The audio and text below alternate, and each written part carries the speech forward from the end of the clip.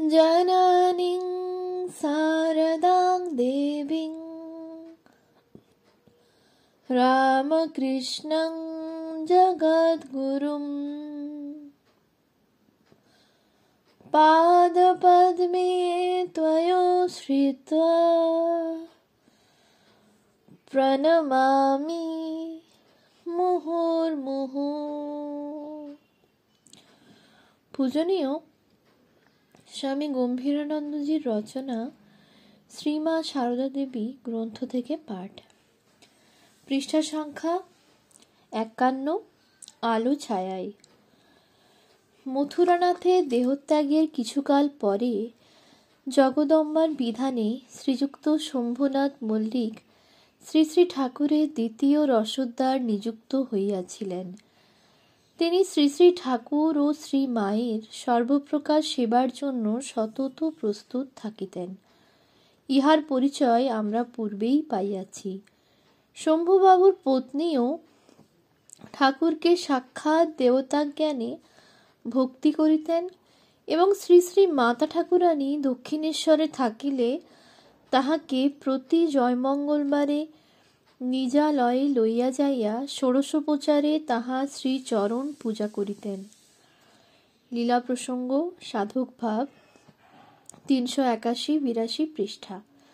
শম্ভুবাবুর ন্যায় ভক্তিপরায়ণ ও সদাশয় ব্যক্তির বুঝিতে বিলম্ব হইল না যে পল্লীর স্বাধীনতা ও স্বাচ্ছন্দ্যের মধ্যে লালিতা মাতা ঠাকুরানীর পক্ষে ওই পিঞ্জর প্রায় নহবৎ গৃহে বাস কষ্টদায়ক ও স্বাস্থ্যহানিকর। অতএব শ্রী শ্রী মায়ের তৃতীয়বার মার্চ 1876 দক্ষিণেশ্বরে ফিরিবার পূর্বেই তিনি কালী মন্দিরের সন্নিকটে, এখন যেখানে রামলাল দাদাদের বাড়ি, তাহার পার্শ্বে একখানি চালাঘর করিয়া দিবার জন্য কিছু জমি 250 টাকা মূল্যে মৌরুষি করিয়া লইলেন। নেপাল সরকারের রাজকর্মচারী শ্রীযুক্ত বিশ্বনাথ উপাধ্যায় কাঁপতেন তখন শ্রী রামকৃষ্ণের প্রতি বিশেষ শ্রদ্ধা সম্পন্ন। তিনি গৃহ নির্মাণের শুভ সংকল্প শুনিয়া প্রয়োজনীয় কাষ্ঠ প্রদানের প্রতিশ্রুতি দিলেন। যথা সময়ে গঙ্গার অপর তীরস্থ বেলুর গ্রামের কাঠের গোলা হইতে 3খানি শালের গুঁড়ি পাঠানো হইল, কিন্তু রাত্রে প্রবল জোয়ারের বেগে একখানি ভাসিয়া গেল। হৃদয় ইহাতে বিরক্ত হইয়া মাতুলানীকে বলিলেন, তোমার ভাগ্য মন্দ। সঙ্গে সঙ্গে আরও কিছু কটূক্তি করিতেও ভুলিলেন না। কাঁপতেন, কিন্তু ভাসিয়া যাওয়ার সংবাদ পাইয়া আর একখানা গুঁড়ি কাঠ পাঠাইয়া দিলেন। গৃহ নির্মাণ সমাপ্ত হইলে শ্রী মা সেখানে চলিয়া গেলেন। ঘটনার পারম্পর্য সম্বন্ধে এখানে আমরা লীলা প্রসঙ্গ সাধক ভাবের 382-85 অনুসরণ করিতে পারিলাম না। উহা 382 পৃষ্ঠ হইতে অনুমিত হয় যে গৃহ নির্মাণ 1281 সালের 1874 খ্রিস্টাব্দের কোনো এক সময়ে হইয়াছিল, কিন্তু মাস্টার মহাশয়ের দিনলিপিতে শম্ভুবাবুর দানের তারিখ 11 এপ্রিল 1876। আবার শ্রী শ্রী মায়ের কথা দ্বিতীয় খণ্ডে 130-32 পৃষ্ঠায় অখণ্ড সংস্করণ পৃষ্ঠা 228-29 ঘটনাবলীর ক্রম এইরূপ। ষোড়শী পূজার পর শ্রী মা দক্ষিণেশ্বরে প্রায় 1 বছর ছিলেন। ঠাকুরের মায়ের দেহরক্ষার সময় 27 ফেব্রুয়ারি 1876 শ্রী মা জয়রামবাটিতে ছিলেন। শ্রী মা বলিতেছেন, তখন আমার অসুখ। দক্ষিণেশ্বরে 1 বছর ভুগে দেশে গেছি। 2-3 বার দক্ষিণেশ্বরে আসবার পর শম্ভুবাবু বাড়ি করালেন। ঘরে কিছুদিন রইলুম।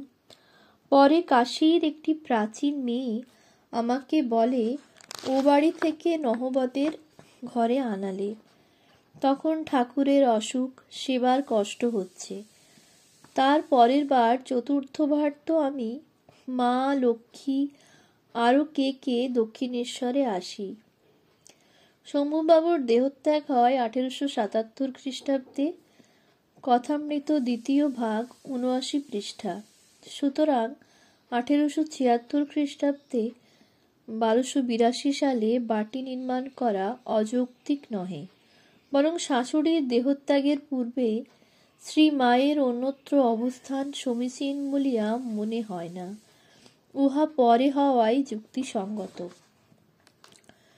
তাহাকে গৃহকর্মে সাহায্য করিবে ও সর্বদা তাহার সঙ্গে থাকিবে বলিয়া একজন স্ত্রীলোককে নিয়োগ করা হইল।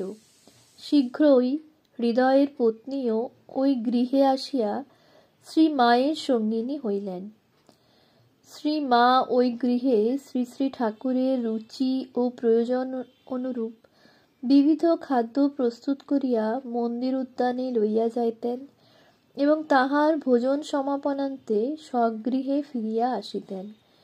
শ্রী মায়ের সন্তোষ ও তত্ত্বাবধানের জন্য ঠাকুরও দিবাভাগে কখনো কখনো ওই গৃহে পদার্পণ করিতেন এবং কিছুকাল সদালাপ করিয়া নিজ স্থানে ফিরিতেন। একদিন মাত্র ওই নিয়মের ব্যতিক্রম হইয়াছিল। এক বর্ষার দিনে ঠাকুর ওই চালায় উপস্থিত হইবার পর এমন মুষলধারে বৃষ্টি চলিতে লাগিল যে তিনি মন্দিরে প্রত্যাবর্তনে অক্ষম হইয়া আহারান্তে সেখানেই শুইয়া পড়িলেন। আর ঠাট্টা করিয়া শ্রী মাকে বলিলেন, কালীর বামুনরা রাত্রে বাড়ি যায় না, এ যেন আমি তাই এসেছি। এই চালাতে শ্রী মা দীর্ঘকাল বাস করিতে পারেন নাই। শ্রী শ্রী ঠাকুরের আমাশয় হওয়ায় তাহার সেবার জন্য শ্রী মাকে পুনর্বার নহবতে আসিতে হয়। শ্রী শ্রী ঠাকুরের পক্ষে তখন ঘন ঘন ঝাউতলায় শৌচে যাওয়া অসম্ভব হইয়া পড়ায় নহবতের দিকে লম্বা বারান্দার ধারে একটা কাঠের বাক্সে গর্ত করিয়া নিচে সরা পাতিয়া দেওয়া হইয়াছিল। তিনি সেখানে শৌচে যাইতেন। প্রথম প্রথম শ্রী মা সকালে চালা হইতে আসিয়া উহা পরিষ্কার করিতেন, বিকালে অপরে পরিষ্কার করিত। শ্রী রামকৃষ্ণ তখন দীর্ঘকাল যাবৎ এতই ভুগিয়াছিলেন যে শ্রী মায়ের ভাষায় বাহ্যে গিয়ে গিয়ে মলদ্বার হেজে গেছে। এমন সময় দৈবক্রমে কাশীর এক প্রাচীন মেয়ে তথায় আসিয়া পড়েন এবং ঠাকুরের সেবাভার স্বহস্তে গ্রহণ করেন। তাহার অতীতের ও ভবিষ্যতের ইতিবৃত্ত সম্পূর্ণ অজ্ঞাত। তিনি যেন দৈব নির্দেশে অন্ধকারে বিদ্যুৎ ঝলকের মতো যুগাবতারের প্রয়োজনে কাশীধাম হইতে অকস্মাৎ তথায় আবির্ভূত হন। সেবাবসানে চিরকালের মতো বিলুপ্ত হইয়া যান। শ্রী মা পরে যখন কাশীতে গিয়াছিলেন তখন বহু চেষ্টা করিয়াও তাহার কোনো সন্ধান পান নাই। সেবা ভার লইয়াই আগন্তুক মহিলা দেখিলেন তাহার দ্বারা সর্বপ্রকার শুশ্রূষা হওয়া সম্ভব নহে এবং শ্রী মায়ের ওই সময়ে দূরে থাকা অনুচিত।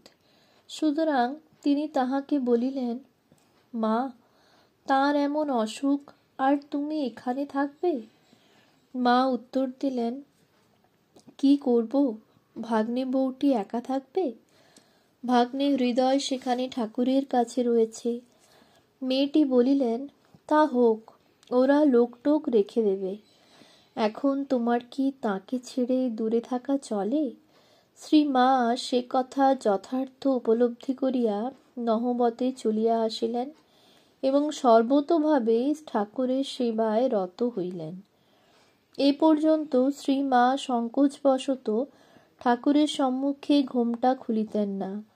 কাশীর ওই মহিলাই এক রাত্রে শ্রী মাকে ঠাকুরের ঘরে লইয়া গিয়া তাহার ঘোমটা খুলিয়া দিলেন।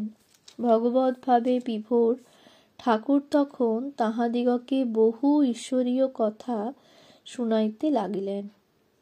সেই উপদেশের আকর্ষণে শ্রী মা ও মহিলা সে রাত্রে এতই তন্ময় হইয়া রহিলেন যে এদিকে সূর্যোদয় হইলেও তাহারা বুঝিতে পারিলেন না।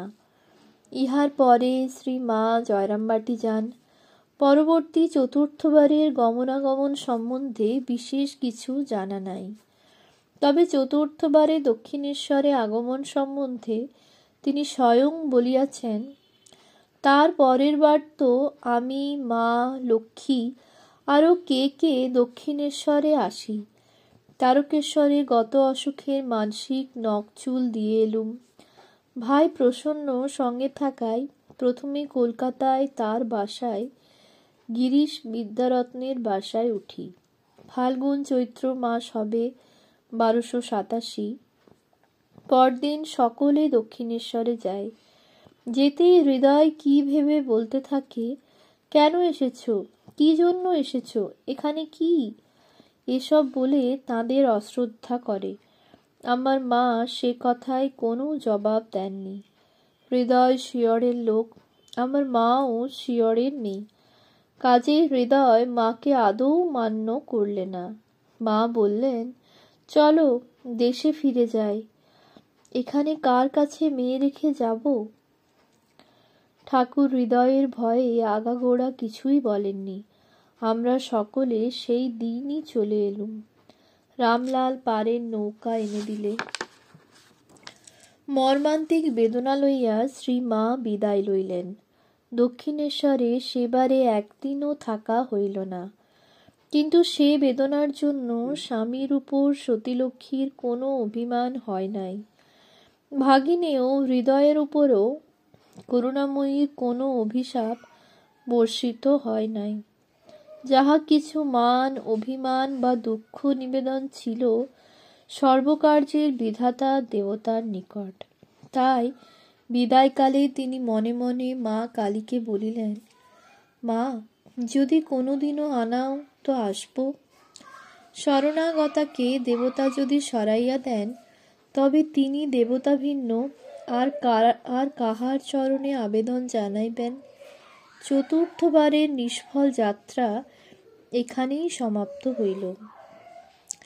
হৃদয় অহংকারে মত্ত হইয়া মর্যাদা লঙ্ঘন করিলেন। আপাতত তিনি নিজের ইচ্ছানুরূপ কার্যসিদ্ধি করিয়া হয়তো আত্মতৃপ্তি লাভ করিলেন, কিন্তু বিধাতার অদৃশ্য হস্ত তখন তাহার ভাবী জীবন অন্যরূপে গড়িতেছিল। শ্রী মায়ের প্রতি হৃদয়ের দুর্ব্যবহার এই প্রথম নহে। আর একদিন তাহার অনুরূপ ব্যবহার দেখিয়া শ্রী রামকৃষ্ণ তাহাকে সাবধান করিয়া দিয়াছিলেন।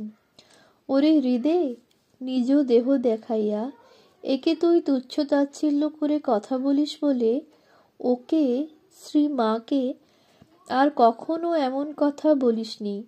এর ভেতরে যে আছে সে ফোঁস করলে হয়তো রক্ষা পেলেও পেতে পারিস, কিন্তু ওর ভেতরে যে আছে সে ফোঁস করলে তোকে ব্রহ্মা, বিষ্ণু, মহেশ্বরও রক্ষা করতে পারবে না।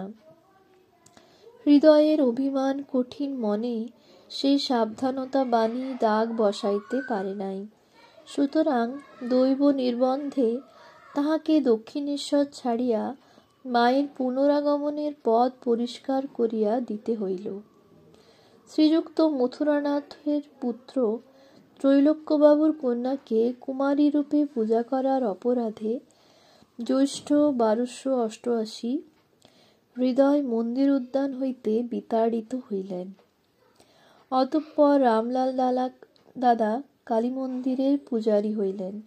ওই পদের গর্বে আত্মবিস্মৃত হইয়া তিনি ভাবিলেন, আর কি, এবার মা কালীর পূজারী হয়েছি।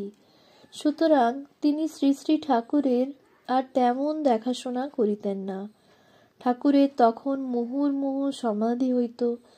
কাজেই কেহ যত্ন করিয়া না খাওয়াইলে মা কালীর প্রসাদ ঘরে পড়িয়া থাকিয়া শুকাইয়া যাইত।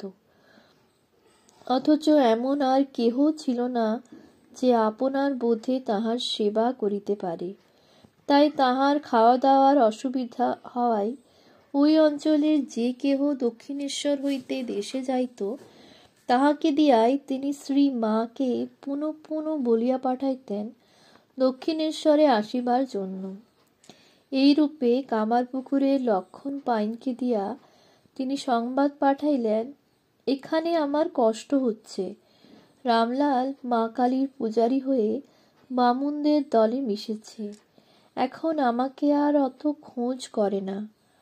তুমি অবশ্য আসবে, ডুলি করে হোক, পালকি করে হোক, 10 টাকা লাগুক, 20 টাকা লাগুক, আমি দেব। এইরূপ আহ্বান পাইয়া শ্রীমা অবশেষে দক্ষিণেশ্বরে আসিলেন। মাঘ বা ফাল্গুন 1288। 1 বৎসর পরে এই তাহার পঞ্চমবারের আগমন।